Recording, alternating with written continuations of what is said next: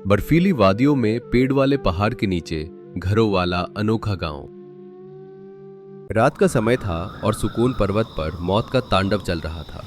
बाहर बर्फीला तूफान अपनी पूरी ताकत से पहाड़ की चट्टानों से टकरा रहा था। जिस गुफा को इस परिवार ने अपना घर समझा था, वो अब एक ठंडी कब्र जैसी लग रही थी। गुफा के मुहाने पर लगाए गए बड़े पत्थर हवा के दबाव से हिल रहे थे। अंदर जल रही एकमात्र मशाल बुझने की कगार पर थी। हरीश जी का सांस लेना दूभर हो रहा था और डर के मारे पूरा परिवार गुफा के सबसे अंदरूनी हिस्से में एक दूसरे से सटा बैठा था। हे भोलेनाथ, ये कैसी परीक्षा है। बाहर हवा की आवाज तो ऐसी लग रही है जैसे सैकड़ों भेड़िए एक साथ रो रहे हों। सुनिए, आप थोड़ी हिम्मत रखिए। विकास, अपने पिताजी को थोड़ा गर्म पानी दो। पानी तो कब का पत्थर बन चुका है सावित्री। गुफा की दीवारें इतनी ठंडी हैं कि हड्डियों में दर्द उतर आया है। मुझे माफ करना बच्चों, मेरी बीमारी ने तुम्हें इस गुफा में कैद करवा दिया। विकास, शहर का वो शोर और प्रदूषण इस खामोश मौत से तो लाख गुना बेहतर था।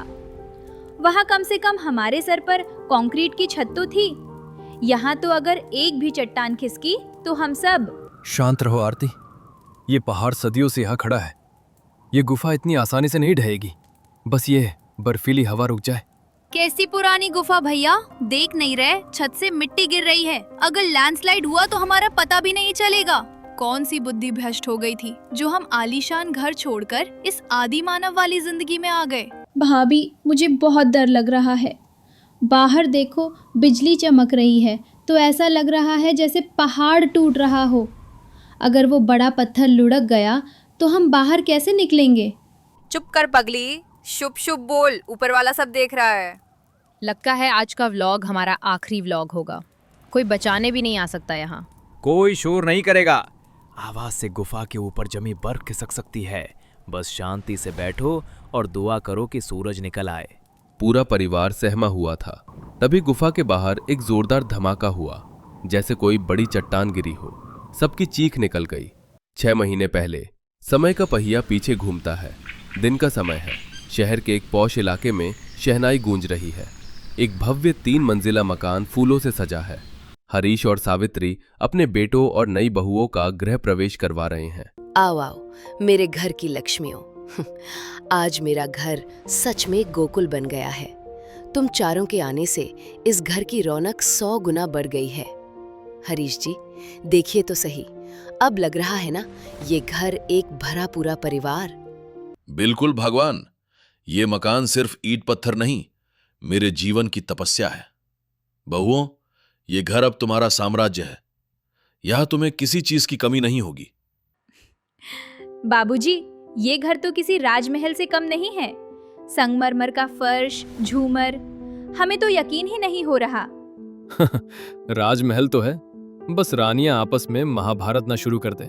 धत, आप भी ना। हम क्यों लड़ेंगे? हम तो सगी बहनों की तरह रहेंगे। मेरी बहुएं समझदार हैं। जाओ, अब अंदर जाकर आराम करो। सब खुश थे। अगली सुबह डाइनिंग टेबल तरह तरह के नाश्ते से भरी थी। बाबूजी, आज पहली रसोई में हमने आपके लिए बादाम का हलवा बनाया है। माँ जी ने बताया था आपको मीठा पसंद है। अरे वाह, महक तो बहुत शानदार है। अद्भुत। ऐसा स्वाद तो 5 स्टार होटल में भी रिमाइंड्स मिलता। देखा जी, मैंने कहा था ना, मेरा परिवार सबसे खुशहाल है। हमारे पास पैसा है, प्यार है, बड़ा घर है, और क्या चाहिए? भाभी, कल से जिम शुरू करना पड़ेगा। इतना टेस्टी खाना खाऊंगी तो मोटी हो जाऊंगी। खुशियां ज्यादा दिन तक कायम नहीं रह सकी। अगली सुबह करीब 7 बजे का समय था।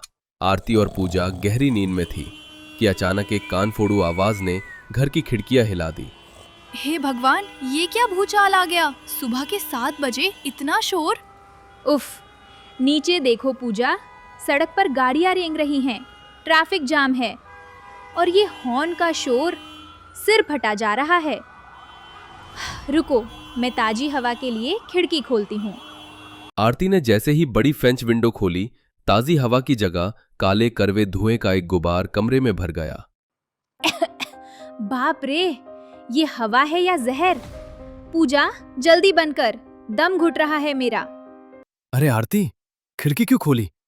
तुम्हें पता नहीं, शहर का AQI 500 पार कर गया है। ये हवा नहीं, मौत है। AC चला लो, लेकिन बाहर की हवा अंदर मत आने दो। हमने सोचा था सुबह उठकर बालकनी में चाय पियेंगे, पक्षियों की आवाज सुनेंगे। यहाँ तो सूरज भी धुएं की चादर में छिपा है। दिन बीतते गए, स्थिति बदतर होती गई। एक दोपहर बहुएं और नंद सुमन शॉपिंग के लिए निकली। अच्छी। उफ, दीदी मुझे घर जाना है। मेरी आंखों में जलन हो रही है। ऐसा लग रहा है किसी ने मिर्च पाउडर डाल दिया हो। सही कह रही है रिया, मेरी स्किन देखो, धूल की एक परत जम गई है। सुमन, मास्क ठीक से लगा वरना बीमार पड़ जाएगी। भाभी, मैंने सोचा था नए कपड़े पहनकर फोटो लूंगी। यहाँ तो हम धूल के गुब्बारे लग रहे हैं। सामने वाली बिल्डिंग तक नहीं दिख रही। तभी एक पुराना ट्रक काला धुआं छोड़ता हुआ उनके पास से गुजरा। सबने अपनी नाक पकड़ ली। अरे बहुओं, तुम लोग इस समय बाहर? जल्दी घर जाओ, आज पोल्यूशन का अलर्ट है। उस रात हरीश जी की तबीयत अचानक बिगड़ गई। उन्हें सांस लेने में बहुत तकलीफ हो रही थी। घर पर डॉक्टर मेहता को बुलाया गया।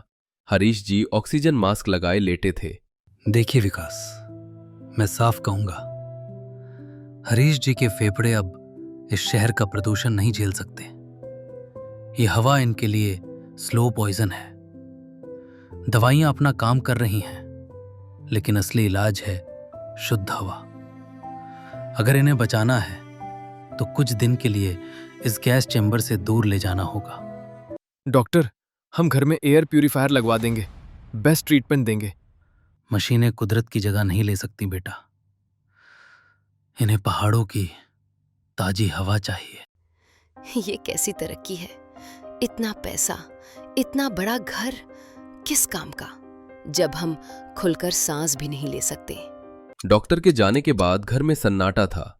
तभी रिया मोबाइल लेकर आई। माँ जी देखिए, ये जगह है सुकून पर्वत। मैंने अभी एक ट्रैवल व्लॉग देखा। यहाँ कोई गाड़ी नहीं जाती, सिर्फ हरियाली, झरने और शुद्ध हवा। लोग वहाँ गुफाओं में नेचुरल तरीके से रहते हैं। गुफा? क्या हम गुफा में रहेंगे? अगर उससे बाबूजी की जान बचती है तो मैं जंगल में रहने को भी तैयार हूँ। गुफा तो फिर भी ठीक है, वहाँ शांति होगी, शुद्ध हवा होगी। मुझे ले चलो, मेरा दम घुट रहा है यहाँ। बस फैसला हो गया, हम सुकून पर्वत जाएंगे। अगली सुबह घर में पैकिंग शुरू हो गई। बहुएं राशन, टॉर्च और गर्म कपड़े पैक कर रही थीं। पड़ोसी शर्मा जी उन्हें रोकने आए।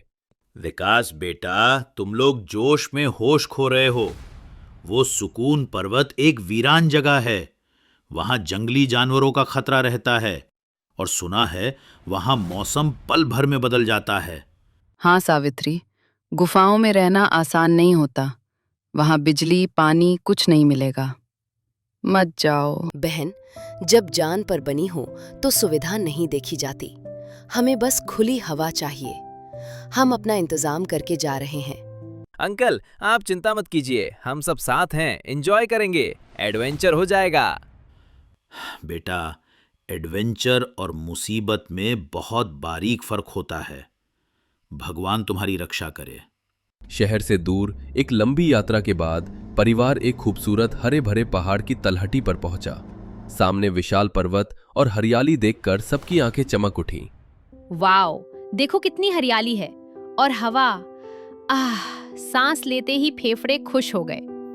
सच में ऐसा लग रहा है जैसे किसी ने छाती से पत्थर हटा दिया हो। मैं यहां ठीक हो जाऊंगा।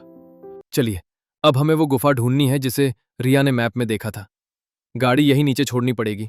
थोड़ी चराई के बाद उन्हें पहाड़ के बीचों बीच एक विशाल प्राकृतिक गुफा मिली। गुफा का मुहाना बड़ा था और अंदर काफी जगह थी।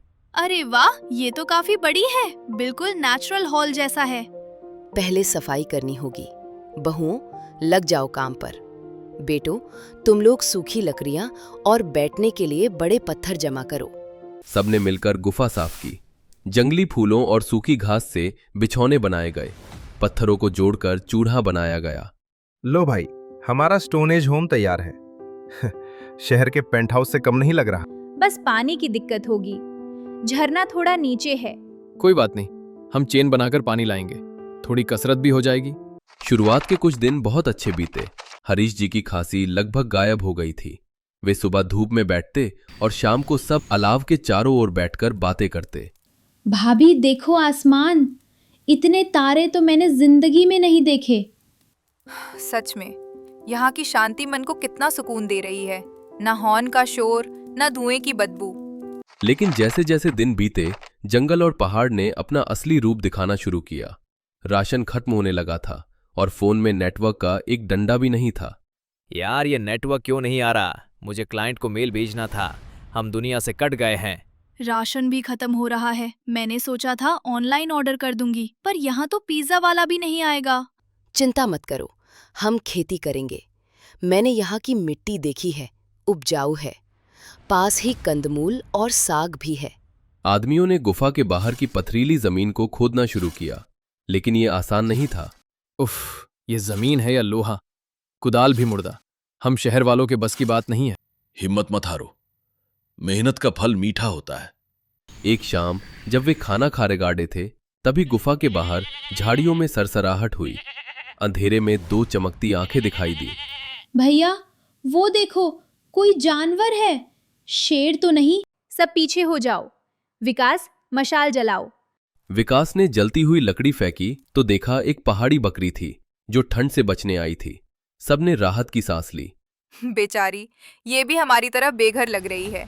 इसे रख लेते हैं, दूध मिलेगा। बकरी तो रख ली, लेकिन असली मुसीबत अभी आनी बाकी थी। मौसम बदलने लगा था। ठंडी हवाएं गुफा के अंदर घुसने लगी। यहाँ तो एसी से भी ज्यादा ठंड है। मेरे हाथ सुन्न हो रहे हैं। हमें गुफा का मुहाना छोटा करना होगा। पत्थरों की दीवार बनानी होगी। सबने मिलकर मेहनत की और गुफा के आधे हिस्से को पत्थरों और मिट्टी से बंद कर दिया। लेकिन कुदरत के आगे इंसान की मेहनत छोटी पड़ गई। वापस वर्तमान समय में दोपहर से ही आसमान काला पड़ गया था और अब रात होते होते बर्फीला तूफान अपनी चरम सीमा पर था। गुफा के बाहर लैंडस्लाइड की आवाजें आ रही थी। मुझे सीने में दर्द हो रहा है। ठंड बर्दाश्त नहीं हो रही। विकास, कुछ करो। इनके हाथ ठंडे पड़ रहे हैं। आग भी नहीं जल रही, लकड़ियां गीली हो चुकी हैं। हमारे पास दवाइयाँ भी खत्म हो गई हैं। अगर इन्हें अस्पताल नहीं ले गए तो? मैं नीचे जाता हूँ, गाड़ी लेकर आता हूँ। पागल हो गया है भैया, बाहर देख, कुछ नहीं दिख रहा, खाई में गिर जाएगा। हम फंस चुके हैं, पूरी तरह फंस चुके हैं। ये सब मेरी गलती है। मैंने ही ये वीडियो दिखाया था। हमें सुकून चाहिए था ना। ये सुकून नहीं, मौत है। काश हमने शर्मा अंकल की बात मान ली होती। शहर का शोर यहाँ की खामोश मौत से बेहतर था। तभी एक जोरदार गड़गड़ाहट हुई। गुफा की छत से एक बड़ा पत्थर नीचे गिरा।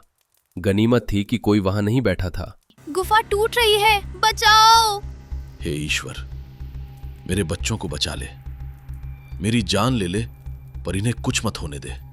मौत सामने खड़ी थी। सबको अपनी गलती का एहसास हो रहा था कि इंसान समाज से कटकर नहीं जी सकता। तभी हवा के शोर के बीच एक अलग आवाज सुनाई दी, एक सायरन की आवाज। और फिर किसी ने लाउड स्पीकर पर बोला, हरीश जी, विकास, क्या आप लोग सुन रहे हैं? ये तो इंसानी आवाज है। कोई है बाहर? विकास और आकाश दौड़कर गुफा के मुहाने पर गए। उन्होंने टॉर्च जलाई। नीचे घाटी से एक पावरफुल सर्च लाइट की रोशनी उनकी तरफ आई। ये एक रेस्क्यू जीप थी। घबराओ मत, हम आ गए हैं। मैं शर्मा और साथ में वन विभाग की टीम है। कुछ ही देर में रस्सियों और सुरक्षा उपकरणों के साथ रेस्क्यू टीम ऊपर पहुंची। शर्मा जी सबसे आगे थे। अंकल, आपने हम बचा लिया। हम तो उम्मीद छोड़ चुके थे।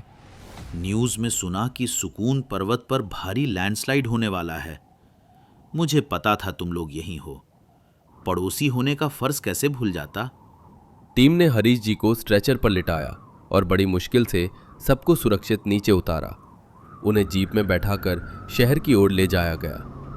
अगली सुबह तूफान थम चुका था। परिवार अपने शहर वाले घर के सामने खड़ा था। धूल और शोर अभी भी था, लेकिन आज ये शोर उन्हें संगीत जैसा लग रहा था। शर्मा अंकल, सुनीता आंटी, आज आपने हमें सिर्फ बचाया नहीं, नई जिंदगी दी है। हम अपनी जिद में अंधे हो गए थे। हमें लगा था कि सिर्फ हरियाली ही जीवन है। तुम सच कहते थे शर्मा जी। मैंने सोचा था कि वो पहाड़ मुझे सांस देंगे, लेकिन आज समझ आया कि असली सांस अपनों के बीच ही आती है। उस गुफा की पत्थर की छत ने हमें डरा दिया, लेकिन हमारे घर की ये पक्की छत और पड़ोसियों का साथ, यही असली सुरक्षा है। हमने एक बहुत बड़ा सबक सीखा है। भागना किसी समस्या का हल नहीं है। हम अपने घर में रहेंगे और यहीं पेड़ लगाकर अपने हिस्से की हवा शुद्ध करेंगे। कम से कम यहाँ मुसीबत में आवाज देने पर कोई अपना तो दौड़ा आएगा। सब मुस्कुराते हैं। वे समझ चुके थे कि स्वर्ग किसी वीरान पहाड़ की गुफा में नहीं, बल्कि उस घर में है जहां परिवार सुरक्षित हो और जहां मुसीबत में खड़े होने वाले पड़ोसी हो। चलो अंदर चलते हैं। आज तो घर की बासी हवा भी जन्नत लग रही है। और इस तरह वे अपने घर के अंदर चले गए। ये कहानी हमें सिखाती है कि प्रकृति से प्रेम करना अच्छी बात है, लेकिन समाज और सुरक्षा से मुंह मोड़कर एकांत में भागना कभी कभी जानलेवा हो सकता है।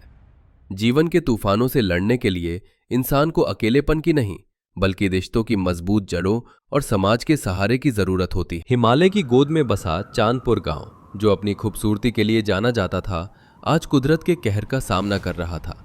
भादों का महीना बीत चुका था और कार्तिक की शुरुआत थी, लेकिन मौसम ने एक भयानक करवट ली थी। आसमान से केवल बारिश नहीं, बल्कि बारिश के साथ बर्फ के छोटे छोटे टुकड़े भी गिर रहे थे। हवा इतनी सर्द थी कि हड्डियों को चीर दे। नदी का शोर किसी भूखे राक्षस की दहाड़ जैसा लग रहा था। बाबूजी, नदी का पानी खतरे के निशान से बहुत ऊपर जा चुका है और ये ठंड तो जान ले लेगी। पानी बिल्कुल बर्फ जैसा ठंडा है। अगर ये गांव में घुसा तो लोग डूबने से पहले ही ठंड से मर जाएंगे। सूरज, मैंने अपने 60 साल के जीवन में ऐसी कड़ाके की ठंड और बाढ़ एक साथ कभी नहीं देखी। ऊपर ग्लेशियर पिघल रहे हैं शायद। हमें कुछ करना होगा। मैं कबीर को देखने भेजता हूँ। वो अभी तक लौटा क्यों नहीं? उसे गए हुए बहुत देर हो गई है।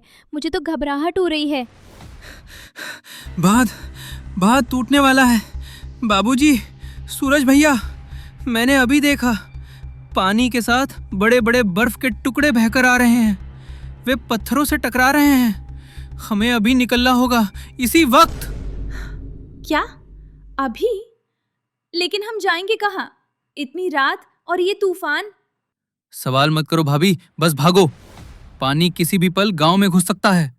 कोमल, नेहा, रोने का वक्त नहीं है, जल्दी करो। खाने का सामान, सूखे कपड़े और जितने भी कंबल मिल सके सब बांध लो। माचिस और सूखी लकड़ियां मत भूलना। ऊपर पहाड़ों पर आग नहीं जली तो हम ठंड से अकड़ जाएंगे। बच्चों के लिए गुड़ और चने की पोटली अलग से बनाना। दीदी, दाल और चावल भी रख लो, पोटली भारी हो जाएगी। अरे खाने का छोड़ो, पहले ओढ़ने का सामान लो, वरना ठंड मार डालेगी। बच्चों को जल्दी तैयार करो। मेरा घर, मेरी गृहस्थी सब इस बर्फीले पानी में बह जाएगा। मैंने तिनका जोड़कर इसे बनाया था। माँ, जान बची तो घर फिर बना लेंगे। दीवारों से ईंटें नहीं, लोग घर बनाते हैं। अभी शारदा काकी को पीठ पर लादना होगा। बाहर तापमान 0 से भी नीचे जा रहा है। पूरा परिवार और गांव के कुछ अन्य लोग अपना सब कुछ छोड़कर पहाड़ों की खड़ी चढ़ाई चढ़ने लगे। बारिश और बर्फबारी ने रास्तों को फिसलन भरा बना दिया था। हर कदम पर मौत का साया था। सबसे बड़ी दुश्मन थी ठंड। गीले कपड़ों में हवा के झोंके शरीर को सुन कर रहे थे। मम्मा, मेरे पैर में कुछ चुभ रहा है। मुझे बहुत ठंड लग रही है। बस बेटा, थोड़ा और, हम जल्दी ही किसी सुरक्षित जगह पहुंच जाएंगे। देखो चाचू कैसे काकी दादी को लेकर चल रहे हैं। तुम तो बहादुर बच्चे हो ना। बेटा विक्रम, मुझे यहीं छोड़ दे, मैं बोझ हूँ। इस ठंड में मेरे प्राण वैसे भी नहीं बचेंगे। तुम लोग तेज चल सकोगे। काकी, खबरदार जो ऐसा दोबारा बोला। जब तक मेरे शरीर में गर्मी है, मैं तुम्हें कुछ नहीं होने दूंगा। तुम बोझ नहीं हो, तुम हमारे परिवार की नींव हो। बस तुम सो मत जाना, जागती रहो, मुझसे बातें करती रहो। भैया देखो, हमारा स्कूल, हमारा घर सब पानी में डूब गया। गायों की आवाजें आ रही हैं। पीछे मत देखो मोहित, आगे चलो। अगर हम रुके तो हम भी नहीं बचेंगे। भैया, हमें यहीं रुकना होगा। आगे रास्ता बंद है और अंधेरा हो रहा है। अगर हम और चले तो ठंड से गिरकर मर जाएंगे। वो देखो, वो चट्टान के नीचे थोड़ी जगह है। हाँ, ये जगह थोड़ी आड़ में है। यहीं डेरा डालो। सबसे पहले आग जलाओ, बच्चों को गर्मी दो। वो जगह समुद्र तल से हजारों फीट ऊपर थी। हवा में ऑक्सीजन कम और ठंड ज्यादा थी। ये एक कुदरती गुफा जैसा स्थान था, जहां एक तरफ खाई थी और दूसरी तरफ पहाड़। पांचों भाइयों ने मिलकर गुफा के मुहाने पर बड़े बड़े पत्थरों और लकड़ियों से एक आड़ बनाई, ताकि बर्फीली हवा सीधे अंदर न आ सके। विक्रम भैया, वो बड़ा पत्थर वहां लगाओ, और कबीर, वो टूटी हुई टहनी को तिरछा फंसाओ। हवा बाईं तरफ से काट रही है। अगर इसे नहीं रोका तो आग नहीं जलेगी। रोहन, ये प्लास्टिक की शीट यहाँ लगा दूं, इससे हवा रुक जाएगी। हाँ, उसे कसकर बांधो। और मोहित, तुम छोटे पत्थर लाओ, नीचे की दरारों को भरना है। सब सो गए? हाँ, बच्चे सो गए हैं, लेकिन माँ जी के जोड़ों में बहुत दर्द है। सूरज, तुम कब तक जागोगे? नींद नहीं आ रही मीरा। अगर लकड़ियां खत्म हो गई तो? अगर मैं तुम सबको बचा नहीं पाया तो? पिताजी बूढ़े हैं, बच्चे छोटे हैं। मुझे बहुत डर लग रहा है। तुम अकेले नहीं हो सूरज, हम 10 लोग हैं, 20 हाथ हैं। ये ठंड हमारी हड्डियों को गला सकती है, लेकिन हमारे हौसले को नहीं। देखो, रोहन ने हवा रोक दी, विक्रम ने काकी को बचा लिया। हम सब मिलकर लड़ेंगे। दीदी, लकड़ियां खत्म हो रही हैं, बाहर सब गीला है। अगर आग बुझ गई तो हम सब बर्फ की मूर्ति बन जाएंगे। मैं और सूरज भैया नीचे वाली झाड़ियों से कुछ लाने की कोशिश करते हैं। मोहित, मुझे बहुत डर लग रहा है। क्या हम कभी वापस सामान्य जीवन जी पाएंगे? मेरे हाथ पैर सुन्न हो रहे हैं। हम हार नहीं मानेंगे रिया। देखो, हम सब साथ हैं। यही हमारी ताकत है। मैं तुम्हारे लिए थोड़ा गर्म पानी लाता हूँ। कई दिन बीत गए। एक रात जब तूफान अपने चरम पर था, एक भयानक गड़गड़ाहट हुई। ऐसा लगा जैसे पूरा पहाड़ टूट रहा हो। यह भूस्खलन नहीं, बल्कि हिमस्खलन था। ये कैसी आवाज है? बचाओ, भागो, पहाड़ गिर रहा है।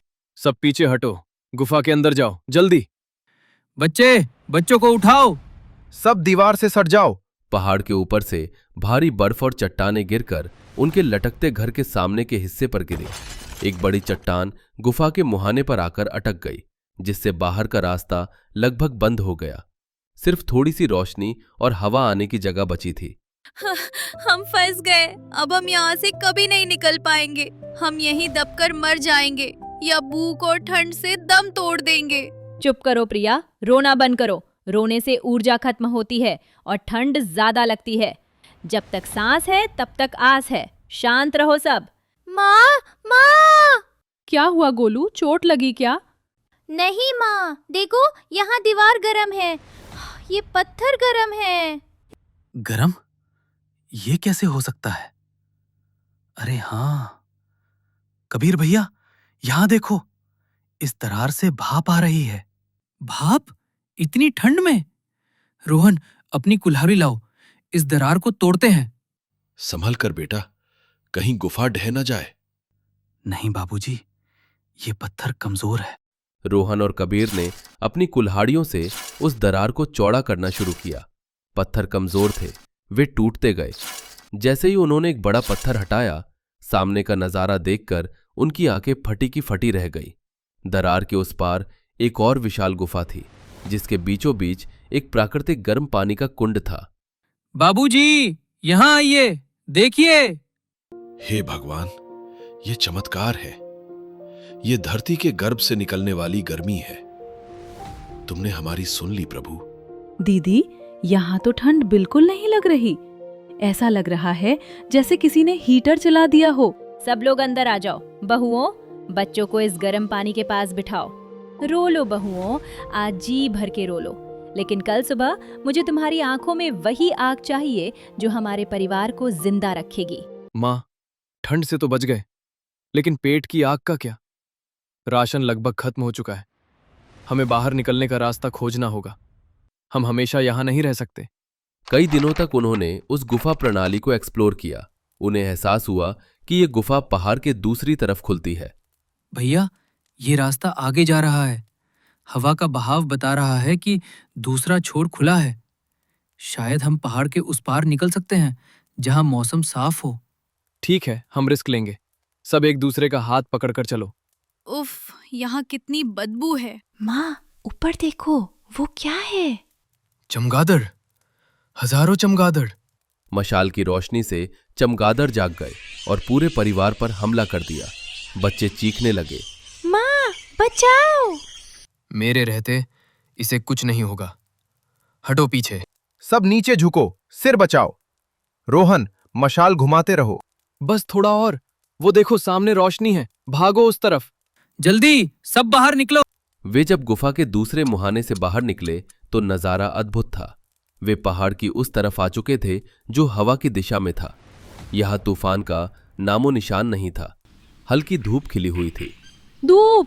सूरज भैया, देखो, धूप निकली है। और वो देखो सामने, वो कोई खंडहर नहीं, कोई पुराना किला या मठ लगता है। क्या वहां कोई रहता है? लगता तो नहीं काकी, वीरान है, लेकिन छत है और दीवारें हैं। ये हमें पनाह देगी।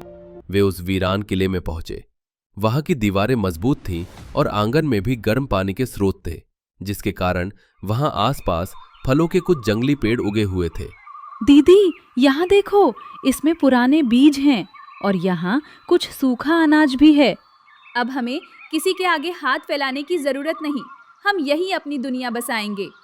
सूरज और उसके भाइयों ने फैसला किया कि वे अब नीचे बाढ़ग्रस्त और कीचड़ से भरे गांव में वापस नहीं जाएंगे। ये जगह सुरक्षित थी, गर्म थी और यहाँ जीवन की संभावनाएं थी। 3 महीने बाद। तो देखा बच्चों, वो बाढ़ और वो कड़ाके की ठंड हमें मारने नहीं आई थी, बल्कि हमें इस जन्नत तक पहुंचाने आई थी।